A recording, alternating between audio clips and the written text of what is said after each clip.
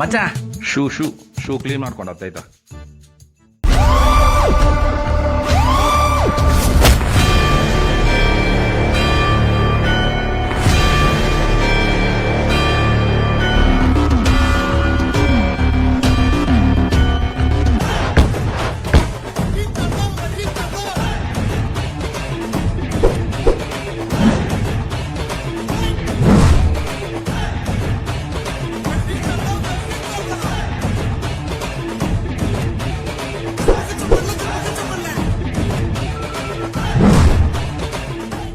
ಮಚ್ಚ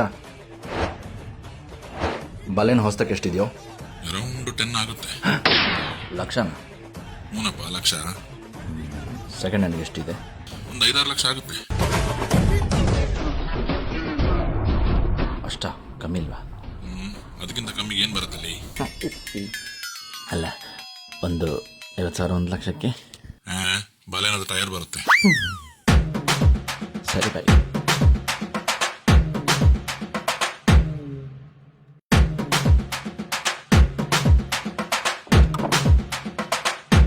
ಮಚ್ಚ shoe clean ಮಾಡಿದೀನಿ ಕಣ.